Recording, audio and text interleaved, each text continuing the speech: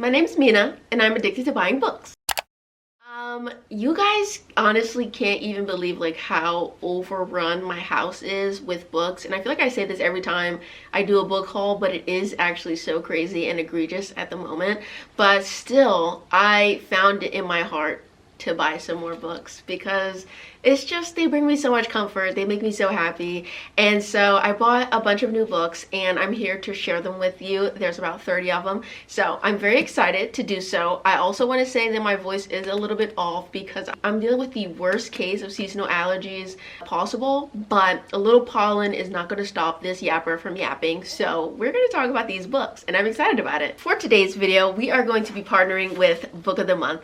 Book of the Month, if you are unfamiliar with them, they are a book subscription service, and how the service works is that each month you pick from a curated selection of books and they deliver it right to your doorstep in this beautiful bright blue box, and you get to select what kind of book you want. You also get a bookmark. If you use the link in my description and the code bouquet, you get your first book for $5 plus a free hat. Book of the Month is such a great service if you are someone who needs a new way to discover books, because Book of the Month, they have such a great selection with such a wide variety of books that you can choose from in different genres, different vibes, new authors. I have discovered so many authors through Book of the Month. These are some of the most affordable hardcovers you can get on the market. You know how expensive hardcovers can be. You get your hardcovers much more affordably from Book of the Month. Also love that with Book of the Month service, if you're not a huge fan of the titles that they've selected for a given month, you can easily skip a month for no charge, or you can just reserve your credit for another month.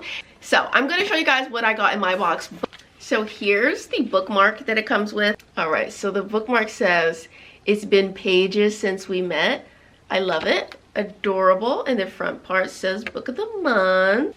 And the book I got in my box is Silver Elite by Danny Francis. Now this is a spicy romantasy book, and look at it, it has sprayed edges. The sprayed edges are so pretty. So this book grabbed my attention because this is a dystopian romance and we're following a character who's a part of a rebel uprising. And I also got one other book with Book of the Month. You can get an add-on if you so choose. Yeah, so I also got this book, The Bombshell by Darrow Farr, and this book is about a young girl named Severine who is the daughter of a politician, and she's spending the summer in the Mediterranean and she ends up getting kidnapped. And this is about her being like ransomed off and the kind of dynamic that she begins developing with her kidnappers. This book sounds so wild and crazy and messy, and I love a crazy messy summer book, so I'm excited to get into it. So I love Book of the Month. Again, I'm urging you to check them out at the link in my description. Use the code bouquet to get your first box for $5 plus you get a free hat. And let's get into all the other books that I have purchased recently, because there's quite a few of them. So we're just gonna get started. First up, we have the Hoop series by Kennedy Ryan. Long Shot, which is the first one. We have Hook Shot, which is book 2, and then we have Block Shot, which is book 3. And these are all part of a steamy, angsty sports romance series. Kennedy Ryan is one of my favorite romance authors. I just think she's such an incredible talent, and I have heard so much about this series over the years, and it just felt like it was time to pick it up. So I decided to get it, especially because I like these newer cover designs that have the sort of like watercolor floral design to them. I just think it's a little bit prettier than the ones that are just like close-ups of man faces. Like the men on those covers are pretty, but I prefer these. So yeah, I am really excited to get into this series. I do know that the first book especially is a bit painful because it does follow a character who is in a abusive relationship and her getting out of that abusive relationship. And so I know it is going to be like really hard-hitting in some ways, but I think it'll be like a really good series, and I have really high hopes for it, so I'm excited to get into these. Speaking of really hyped romances, I ended up picking up Flawless by Elsie Silver because the FOMO is definitely getting to me. I feel like everybody and their mother has already read a book by Elsie Silver. I just was feeling compelled to pick it up and join the crowd and see what she's all about. So this book, from what I'm understanding, is about this guy who's like a famous bull rider. I didn't even know there was a way to be a famous bull rider, but you learn something new every day. But yeah, he's like a famous professional bull rider, and he's a bit of a bad boy, and his agent kind of wants to clean up his image, and so he sort of has his daughter be like the guy. His name's Rhett. he has his daughter be Rhett's like full-time chaperone supervisor to make sure he doesn't get into any kind of trouble. And Rhett ends up like having some feelings for Summer, his agent's daughter, and she's obviously off limits because it's his agent's daughter, but clearly he doesn't really care about her being off limits because it's a romance book, so they're probably going to end up together regardless. But I think that the thing that is compelling me most about this book is the fact that he's a professional bull rider, and I literally did not know that that was like a profession. Like, what does that entail? I mean, you think that it says it all, like bull rider, but like, I don't know, like, how does he make money? Does he get endorsements? Is he in like bull riding shows? Do bull riding shows exist? I think this shows that I'm very northern. Like, I'm from the East Coast. I don't know anything about all of this southernness, so I'm interested to see what's going on with this. All right, so this book, the next one, Unsteady by Peyton Corinne. This book is a college sports romance about a girl who's a figure skater, a guy who's a hockey player. And so this book comes very highly recommended by my friend Erin. So she gave this book 5 stars. I think this was one of her first 5-star reads of 2025. Erin is not an easy reader. She does not love things easily. She is a very critical reader. And so for her to have given this 5 stars, I'm like, I have to get into it. I have to see what it's all about. So I decided to pick it up. Okay, now this book, this is Fangirl Down by Tessa Bailey. And this was kind of the randomest pickup I've made in a very long time because I'm not Tessa Bailey's hugest fan. I enjoyed It Happened One Summer, but I cannot say that I'm like a huge fan of her. But I decided to read this because I saw like a really hilarious 1-star review for this book. The person was pretty much upset that the girl in this book explores the man's back door. And I was like, I have to see what it's all about. I have to see what it's all about for myself. So I'm intrigued, and I'll be seeing what goes on and what goes down. Because, you know, curiosity killed the cat. So I need to know what was going on and why she was back there and how it went. So I'm going to be reading this book. Who's to say if I'm going to enjoy this book, because I've had a few duds from Tessa Bailey in the past, but we'll see. Alright, so then I picked up this book called Just Playing House by Farrah Heron. And this book is about a woman who is like a celebrity stylist, and she just got her big break with like a hot shot client or whatever. And this client turns out to be somebody that she actually went to high school with, and they actually went to prom together. Like, there was something there. But through some series of mishaps and misadventures, like, they broke up, things didn't work out. It was like a very messy and dramatic sort of situation. And so her meeting him again in this professional setting is like really crazy, but they have a lot of history. And it seems a little bit complicated, but essentially she has to undergo a surgery, and so he allows her to like stay at his house while she's recovering from her surgery. And so this is about like a forced proximity. They're sharing space and reconnecting and all that kind of stuff. I really like books that are like second chance romances. I love forced proximity. I love when characters are like roommates and sparks are flying because they're living together and stuff like that. Like, I really enjoy that.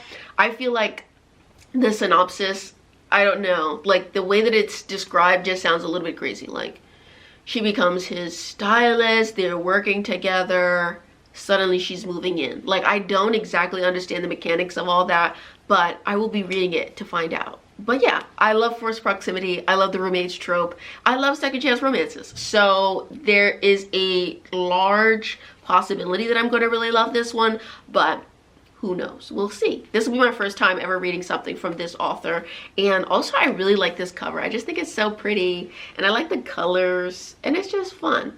So yeah, I'm going to be reading this eventually, and hopefully I love it. Alright, so then I want to give an author a second chance. So this is All the Sinners Bleed by S.A. Crosby, and I read Razorblade Tears 2 or 3 years ago at this point by S.A. Crosby.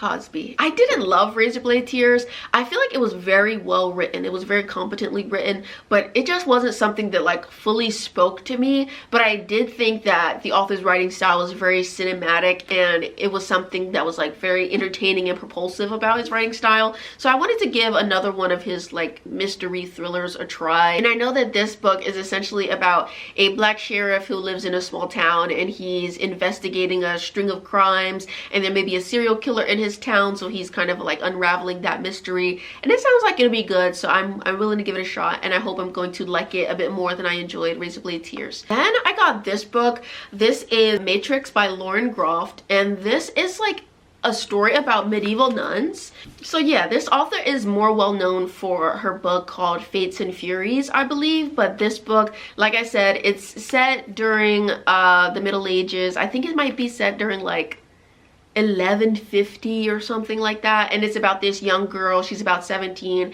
and she enters religious life as a nun, and so this is about her experiences with that. To me, it says Matrix gathers currents of violence, sensuality, and religious ecstasy in a mesmerizing portrait of consuming passion, apparent faith, and a woman whom history moves both through and around. I'm compelled by it. I am very excited to read it. I don't know if I'm going to love it because it's outside of my comfort zone, but I feel like there's just something that's really drawing me to this read, so I think I'm going to really enjoy it. Alright, so then it wouldn't be a Mina Reads haul if I didn't buy some fantasy, so I have a few fantasy books to discuss with you. I got Witch King by Martha Wells. This story is about this Witch King who was murdered, and like his soul was separated from his body, and he's been trapped in some kind of like magical prison essentially, and another wizard comes along and is trying to like harness his power, and that does not go to plan, so he ends up possessing that person. And I like stories that are about possession, and I'm very compelled by stories where characters are like murdered and then they sort of come back to life, sort of, and they're like getting their lick back. Very exciting concept to me, so I want to get into this. I think I'm really gonna love it. I read the Murderbot Diaries, not all of it, but I think I read the first two in that series, and I do like Martha Wells' writing. I didn't like super duper love the concept of Murderbot. Like, it's not something that I could see myself reading like an extensive series of, but I definitely have wanted to read more of Martha Wells' work, so I'm planning to dive into this series, and I hope I'm going to enjoy it. This next collection of books, these are all novellas published by Tor/Tor.com, and Tor is an imprint of Macmillan Publishing Company, but I think that Tor is one of the most like interesting publishing imprints in terms of the books that they choose. Typically they publish like fantasy novellas and things like that, and I just think that their pickups and the things that they put out are just so fascinating in terms of concept and originality and all that kind of stuff. So I always find myself gravitating towards Tor titles, so it's no surprise that this particular haul is going to feature 5 Tor titles, maybe. I think that The Witch King is also published by Tor, so 6. But yeah, so let's start with one I've already read. So we have When Among Crows by Veronica Roth. This was one of my first reads of 2025. Really enjoyed this book, and I read it through my library, so I wanted to get myself a physical copy because I enjoyed it that much. This is a urban fantasy novella about this guy who's like a monster hunter, and he ends up allying himself with some monsters, and it's like some stuff and some things happen. It's such a short story that I don't want to like really spoil any elements of it for you, because it's just like you just kind of have to experience it for yourself. But it's such a good like urban fantasy story, and it is inspired by like Eastern European mythology and magic and stuff like that. Very huge fan of it. It was super good. Okay, so then I got In the Shadow of the Fall by Toby Ogundiran, and this book is about a woman who is a acolyte, and she's training to be a priestess for the Orisha, and essentially like the Orisha just won't speak to her, and so she's trying to do some kind of ritual. She wants to trap an Orisha so that she can finally like reach this like higher level of her training to be a priestess, I believe. But it essentially opens her up to this like prophetic vision that is very horrible and violent, and it sort of embroils her in this like centuries old war between very powerful forces. I'm always looking for more like black fantasy to read, and so I decided to pick this one up because it sounded interesting. So we're gonna see how I feel about it, but yeah, I'm excited to try this one out. Okay, so this next book is The Dead Cat Tales Assassin by P. Djèlí Clark, and this book is about, you guessed it, an assassin.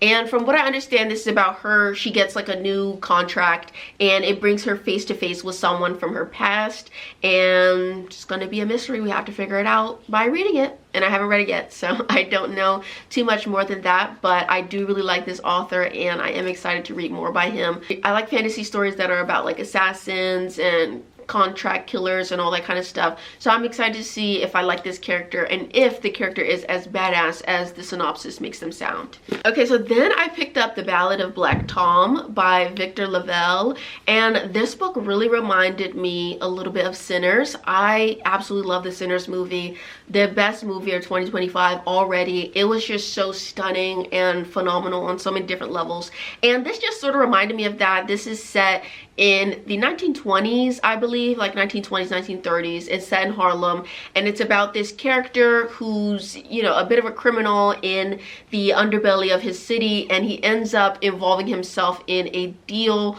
to exchange like this magical book, and it gets him involved in like a bunch of shady underworld magical dealings, and I'm excited to read it. I just think that there's something about like the mixture of historical like 1920s 1930s setting and black folks and like magic and monsters and mayhem that I absolutely adore. So I can't wait to read this. I think I'm gonna love it. I hope I'm gonna love it, and I'm excited to read it. And I picked up this novella, and this is The Sorcerer of the Wild Deeps, and this book is about two demigods who are just sort of like wandering the earth together. It seems like they end up like traveling together, and they get involved in like this war between this like necromancer, and so they're helping in the fight against this like dark power. It sounds interesting.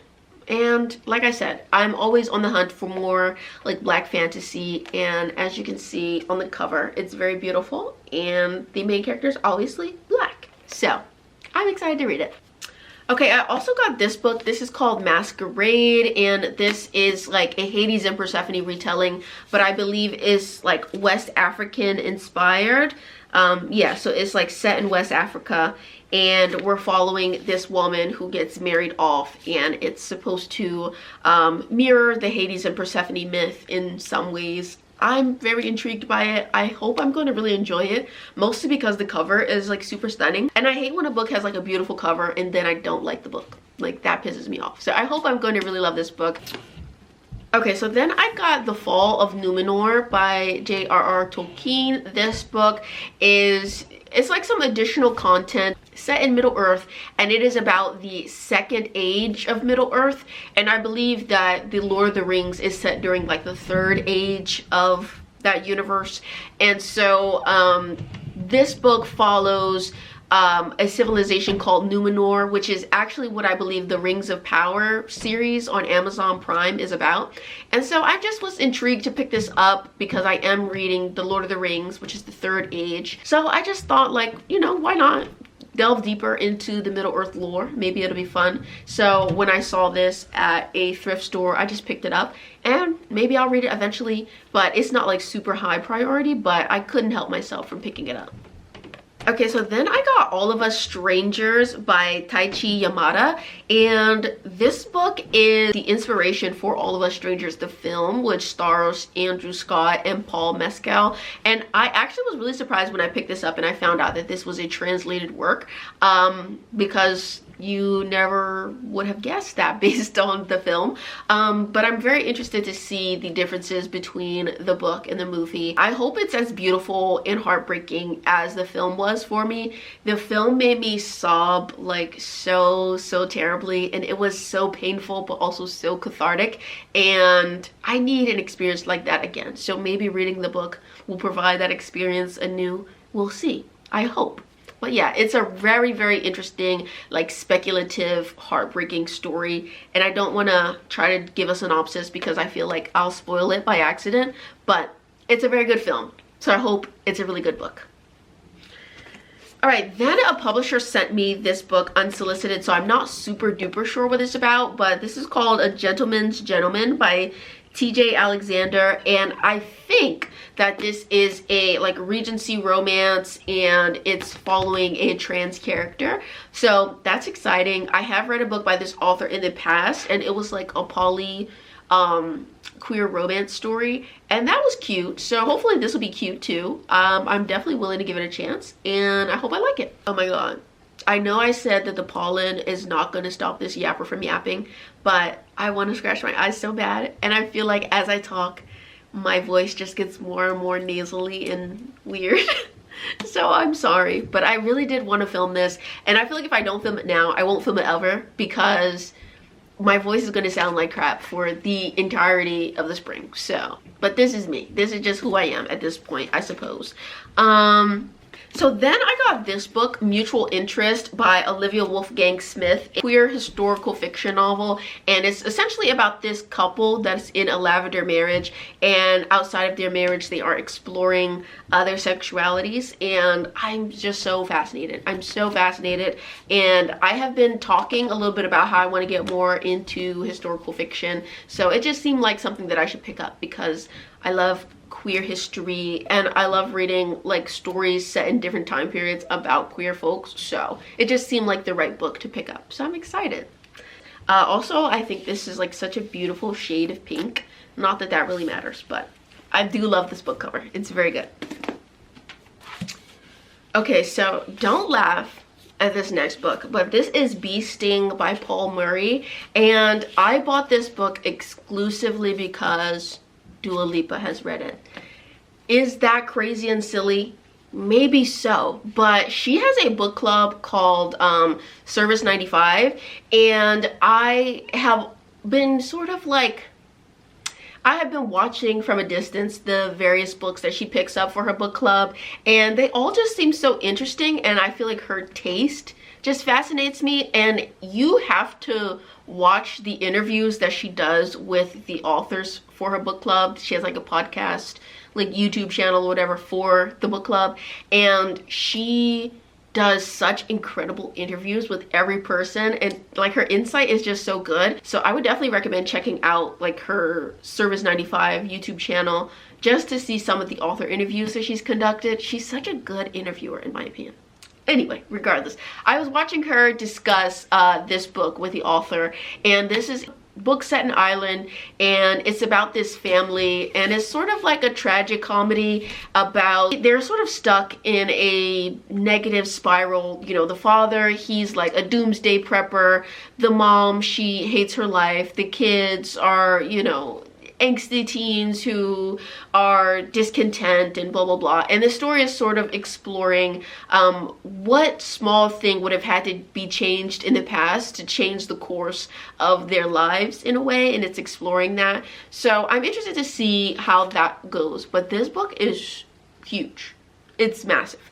So I don't know when exactly I'm going to get around to reading this book. It's over 600 pages, but I do want to read it at some point. And yes, I was heavily influenced by Dua Lipa, but she's an icon. I want to be like her when I grow up. Like, hot boyfriend, all she really does is put out an album every now and again, and mostly she's just on vacation with her hot boyfriend, now hot fiance. How exciting is that?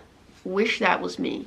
Okay, so then I got Future Home with the Living God by Louise Eldridge, or Erdrich name, but this is a dystopian novel that is kind of recommended hand in hand with The Handmaid's Tale, or it's recommended, I saw it recommended as like an alternative to reading The Handmaid's Tale, and it is about this indigenous woman who becomes pregnant in a world where childbearing has become something that the government is like heavily involved in. I think that there's like a scarcity of women becoming pregnant, and so she has seen like the government actually sort of kidnap a pregnant woman, like to keep her under lock and key and like their constant surveillance and supervision. And so she ends up going home to her tribe to try to be like sort of off the grid. And this is just a story about like her experience in this dystopian like pregnancy obsessed world. I remember some years ago this book was very heavily discussed and thoroughly enjoyed on Bookstagram, so I'm excited to get into it and see how I feel about it. Okay, so speaking of my obsession with Dua Lipa and her hot fiance Callum Turner, love him. Huge fan of Callum Turner. I love him. He's great. And he is going to star in the adaptation of Neuromancer. So I did pick up the book by William Gibson, and this is one of the books that is credited with starting like the cyberpunk like subgenre of sci-fi. So I'm interested to read this. It's about this character named Case, and he's like a data thief in the Matrix. Yeah, where Case has been like recruited to work on some like artificial intelligence project by a mysterious employer. So it's interesting that it sounds like a pretty typical cyberpunk story, but this was sort of the foundation of all the other cyberpunk stories that you've heard of before. It's interesting to think about. I'm very excited to read this. I'm more excited to watch the TV show adaptation because Callum Turner will be returning to my screens. I have not seen him on my screen since he was in Masters of the Air, which he was incredible in, by the way. You guys should watch that if you haven't already. But yeah, so I'm going to read this probably closer to the release of the TV show just because I want to be able to compare the two. But yeah, he's sort of the love of my life, but he's about to get married to Dua Lipa, so I will settle for reading the book to the show that he's gonna star in. Okay, so then I got 2 books about black girls ruining their lives. So I saw this book recommendation post on TikTok, and it was essentially about like unhinged women, unlikable women, women making bad decisions. And I saw both of these books on that list, and I was like, okay, period. Like, I'm interested. So Luster is about this woman who meets this older man, and she sort of like kind of randomly just moves into his house and becomes a part of his family and is helping him raise his daughter and stuff. But he does have a partner. Like, he has a wife, and they're in an open marriage. And so she invites herself into this really complicated relationship situation, and it sounds like it's gonna be a mess. And I'm excited about it. So I can't wait to read it. And I've heard many things about it. Not all of them great, but I'm still compelled by it, and I can't wait to read it for myself and see how I feel. And then this book, Sugar Baby, the synopsis sort of reminds me a little bit of like Anora, and I feel like it might end up being a story like that, where it's like a woman who is a sex worker and she gets, you know, wrapped up in this rich sort of mysterious guy, and things go awry from there. So I'm compelled by it. All right, so then I also got this book, The God of Endings, by, who is it by? By Jacqueline Holland, and this is a story about a woman who's a vampire. I'm actually not 100% certain if she's a vampire, but I do know that she is immortal, and so she has been living for a very long time, and this is about like her loneliness and isolation as an immortal being, and how she is dealing with the emotions of having lived for centuries and centuries. And I really enjoy that question of immortality and like what it does to the mind and what it does to people who need connection. How do you foster connection when you are immortal and you're going to keep going on and outliving everyone that you can make a connection to? So I think that that's like one of the most interesting parts of stories that are about immortal people to me. So hopefully I'm going to really enjoy this one. I decided to pick this up because I want to say I saw Lala from Books and Lala talking about this. I'm not certain that she loved this book, but I did hear her talking about it, and she's the one that inspired me to pick it up. So we're going to see how I feel. All right, so then I have this romance book that I should have told you about earlier when we were in the romance section of the video, but that's okay. This book is First Love Takes Two by Sajni Patel, and this book is about a girl who ends up getting a new roommate, and come to find out her new roommate is actually her ex-boyfriend. So this is another forced proximity, second chance romance, roommates trope story. I told you guys I really like that trope. Like, I really do. Something about second chance romance, something about roommates, it just compels me, it calls to me. So yes, I picked up 2 books that are very similar. And hopefully I'm going to enjoy them both because I love that trope. What can I say? Okay, so then I got the second book in the Ending Fire trilogy. You may have seen, if you watched my 25 books to read in 2025 video, I want to read The Final Strife, and I just sort of on a whim was like, okay, let me pick up book 2 so that if I really enjoy The Final Strife, I can just binge through the series. That was my logic. So I picked it up. I'm excited to read it. Have I started The Final Strife yet? No. But will I? Absolutely. Absolutely, because it's on my 25 books to read for 2025. So I have to read it in 2025. So it's going to happen, right? So yeah, I picked this book up and hopefully I'm going to enjoy both of those. I got this book, The Ballad of Jacquot de la Haye. So yeah, this book is set during the 1600s. It's set in Santo Domingo, and we're following this woman, Jacquot de la Haye, who is a pirate captain. And I did read the first chapter, and in that first chapter, she is in prison and she's scheduled to be executed. And I would assume that the rest of the story is either going to be like, you know, rewinding to the beginning of her story and how she ended up in the situation that she's in, or we're going to see her make some kind of death-defying escape and she didn't actually die during her execution. I don't know exactly how it's going to go, but it sounds interesting. And when I picked this book up, I was sort of thinking back to the era of my life when I was really obsessed with Pirates of the Caribbean. I watched that film so many times when I was a kid, and as an adult, I transferred that love of pirates and pirate-based media to a deep and unabiding love of Black Sails, the TV show, and I have rewatched that show many times. And so I feel like it's sort of interesting that despite me having a real passion for pirate stuff, I haven't read a lot of pirate books, so maybe this can be the start of a new journey in piracy for me. Alright, and the last book that I'm going to share with you is The Bone Season by Samantha Shannon.